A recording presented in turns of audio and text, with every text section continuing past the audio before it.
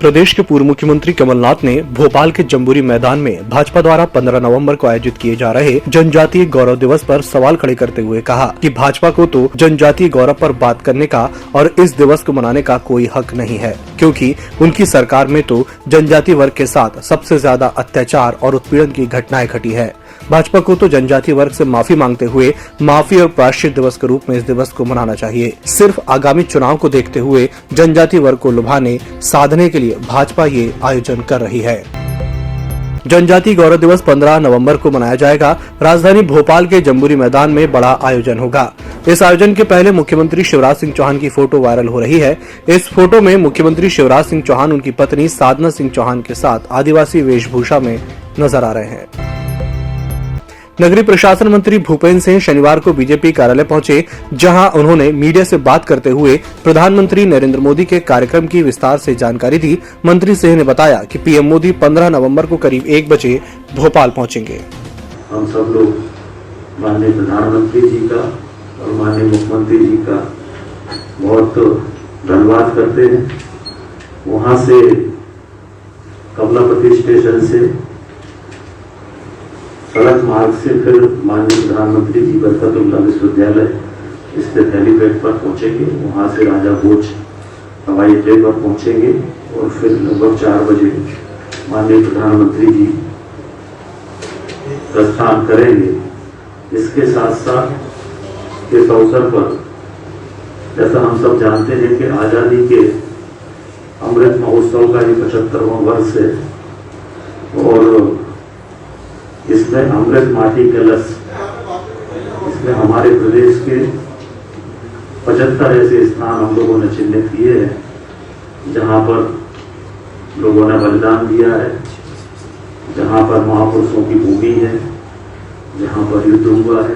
ऐसी भूमि उस अमृत माटी कलश में हमारे पार्टी की तरफ से माननीय प्रधानमंत्री जी को भेंट करेंगे। शनिवार को पूर्व मंत्री और कांग्रेस मीडिया विभाग के अध्यक्ष जीतू पटवारी के निवास पर दिवाली मिलन समारोह का कार्यक्रम आयोजित हुआ। इस कार्यक्रम में पूर्व मुख्यमंत्री कमलनाथ, पूर्व मुख्यमंत्री दिग्विजय सिंह सहित कांग्रेस के कई नेता और विधायक शामिल हुए। मध्य प्रदेश में भाजपा कांग्रेस के बाद तीसरे मोर्चे के रूप में आम भारतीय पार्टी मैदान में उतरी है। शनिवार को मालवीय नगर में पार्टी ने अपने कार्यालय का शुभारंभ किया, जहां संगठन ने एक आम महिला से फीता कटवाकर पार्टी कार्यालय की शुरुआत की। पार्टी के राष्ट्रीय अध्यक्ष संजय सिलावट ने बयान देते हुए कहा कि उनकी पार्टी जातिगत मामलों से ऊपर उठकर काम करेगी और आगामी चुनावों में सभी सीटों पर अपने प्रत्याशियों को उतारेगी। हम 2 चीज तो आपको क्लियर कर दें।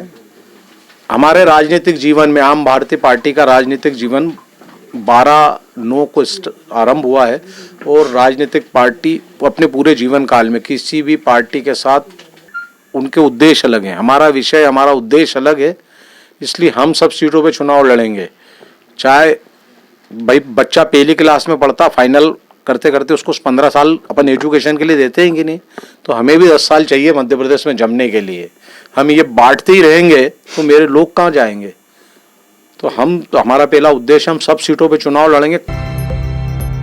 पूर्व मुख्यमंत्री और राज्यसभा सांसद दिग्विजय सिंह शनिवार को राजधानी भोपाल पहुंचे। इस दौरान उन्होंने प्रदेश कांग्रेस कार्यालय में पत्रकार वार्ता आयोजित की। उन्होंने पत्रकार वार्ता को संबोधित करते हुए कांग्रेस पार्टी की ओर से शुरू किए जाने वाले जन जागरण अभियान के बारे में विस्तृत रूप से जानकारी दी। इस दौरान उन्होंने शिवराज सरकार द्वारा कराए जा रहे जनजातीय गौरव दिवस के कार्यक्रम पर सवालिया निशान खड़े कर दिए।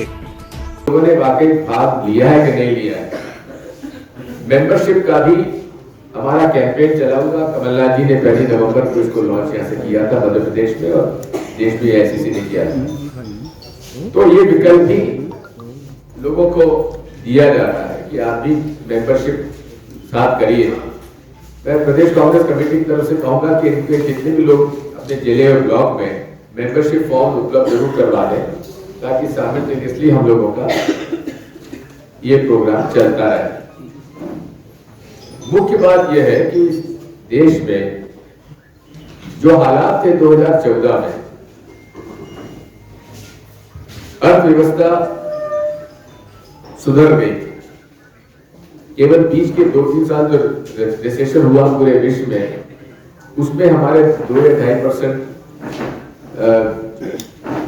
हमारे जीडीपी कम हुई थी, लेकिन फिर से ग्रोथ होना शुरू हो गई थी 2013 से। 2014 में जो अर्थव्यवस्था हम लोग सौंप के गए थे, उसके बाद 2016 से नोटबंदी के बाद अर्थव्यवस्था हमारी बिगड़ना शुरू हुई। और जो डॉक्टर मनमोहन सिंह जी, जो कि अंतर्राष्ट्रीय अर्थशास्त्री में उनका नाम है और एक अच्छे प्रधानमंत्री में साबित भी हुए, उन्होंने उसी दिन कह दिया था कि इससे 2% जीडीपी गिरेगी और ये मॉन्यूमेंटल प्रोपोर्शंस का स्कैम है। यानी कि इस नोटबंदी से जो नकली नोट हैं उनको आप कैसे रोक पाएंगे? और हमने देखा वही हुआ। जितने नोट उस समय 1000 और 500 के मार्केट के सर्कुलेशन में थे, आरबीआई ने 99.37% को उन्होंने कहा कि वापस आ गए, जबकि काउंटिंग पूरी नहीं होती। मैं स्वयं फाइनेंस कमेटी का, पार्लियामेंट्री स्टैंडिंग कमेटी का मेंबर था उस समय। जब आरबीआई गवर्नर साहब आए तो उनसे हमने पूछा कि साहब अभी आपकी काउंटिंग चालू है कि नहीं चालू है? उनके साहब चालू है, अभी दूर दराज के पोस्ट ऑफिस में हमारी काउंटिंग चल रही है। फिर हमने पूछा कि भूटान, बांग्लादेश और नेपाल में इंडियन करेंसी अगर वहां पर है तो वो कहां जमा हो रही है? उनका साहब इस पर हमारा अभी कोई निर्णय नहीं हुआ।